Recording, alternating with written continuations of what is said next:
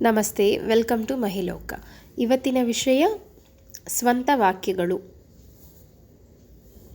ಕಮಲ. ಕಮಲದ ಹೂವು ಭಾರತದ ರಾಷ್ಟ್ರೀಯ ಹೂವು ಎಂದು ಪರಿಗಣಿಸಲಾಗಿದೆ. ಕೋಗಿಲೆ. ಕೋಗಿಲೆ ಸ್ವರವು ಇಂಪಾಗಿದೆ. ಮನೆ. ನಮ್ಮ ಮನೆ ನೋಡಲು ಸುಂದರವಾಗಿದೆ. ನವಿಲು. ನವಿಲು ನೃತ್ಯವನ್ನು ಮಾಡುತ್ತದೆ. ಕಾಮನಬಿಲ್ಲು. ಮಳೆ ಬಂದಾಗ ಆಕಾಶದಲ್ಲಿ ಕಾಮನಬಿಲ್ಲು ಕಾಣುತ್ತದೆ. ರೈತ. ರೈತರು ನಮ್ಮ ದೇಶದ ಬೆನ್ನೆಲುಬು.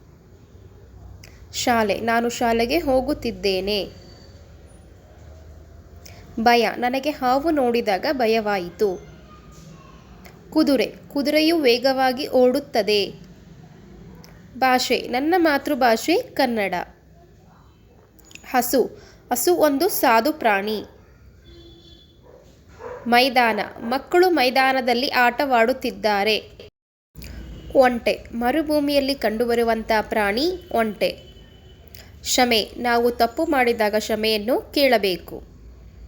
ಸಂತೋಷ. ಶಾಲೆಯ ರಜಾದಿನಗಳು ಮುಗಿದ ನಂತರ ನನ್ನ ಸ್ನೇಹಿತರನ್ನು ಕಂಡು ಸಂತೋಷವಾಯಿತು. ಪ್ರವಾಸ. ನಮ್ಮ ಶಾಲೆಯಿಂದ ಮೈಸೂರಿಗೆ ಪ್ರವಾಸಕ್ಕೆ ಕರೆದುಕೊಂಡು ಹೋಗುತ್ತಾರೆ. ತೋರಣ. ಹಬ್ಬದ ಸಮಯದಲ್ಲಿ ಬಾಗಿಲಿಗೆ ತೋರಣ ಕಟ್ಟಿ ಸಿಂಗರಿಸುತ್ತಾರೆ. ಅಮ್ಮ. ನನ್ನ ಅಮ್ಮ ಬಹಳ ಮೃದು ಮನಸ್ಸಿನವಳು. ಪ್ರೀತಿ. ನಾನು ನನ್ನ ತಂದೆ ತಾಯಿಯನ್ನು ಪ್ರೀತಿಸುತ್ತೇನೆ. ಪರೀಕ್ಷೆ. ನನಗೆ ಪರೀಕ್ಷೆಯಲ್ಲಿ ಒಳ್ಳೆಯ ಅಂಕಗಳು ಬಂದಿದೆ. ವಿದ್ಯಾಭ್ಯಾಸ. ನಾನು ವಿದ್ಯಾಭ್ಯಾಸಕ್ಕಾಗಿ ಬೇರೆ ಊರಿಗೆ ಹೋಗುತ್ತಿದ್ದೇನೆ. ನಾಯಿ. ನಾಯಿಯು ನಿಯತ್ತಿನ ಪ್ರಾಣಿ. ಸಹಾಯ. ನಮಗೆ ಸಹಾಯ ಮಾಡಿದವರಿಗೆ ನಾವು ಸಹಾಯ ಮಾಡಬೇಕು. ಕಠಿಣ. ಕಠಿಣ ಪರಿಶ್ರಮ ಮಾಡಿದವರಿಗಷ್ಟೇ ಯಶಸ್ಸು ಸಿಗುತ್ತದೆ. ಸೂರ್ಯ. ಸೂರ್ಯ ಪೂರ್ವ ದಿಕ್ಕಿನಲ್ಲಿ ಹುಟ್ಟುತ್ತಾನೆ. ಹೂವು. ಹೂವುಗಳು ಚೆನ್ನಾಗಿ ಬೆಳೆಯಲು ನಾವು ನೀರು ಹಾಕಬೇಕು. ಯೋಚಿಸು. ನಾವು ಯಾವಾಗಲೂ ಒಳ್ಳೆಯ ವಿಷಯದ ಬಗ್ಗೆ ಯೋಚಿಸಬೇಕು. ವಾತಾವರಣ. ಇವತ್ತು ಮೋಡ ಕವಿದ ವಾತಾವರಣವಿದೆ. ಅರಸ. ಟಿಪ್ಪು ಸುಲ್ತಾನ್ ಎಂಬ ಅರಸನಿಗೆ ಮೈಸೂರು ಹುಲಿ ಎಂಬ ಬಿರುದಿದೆ.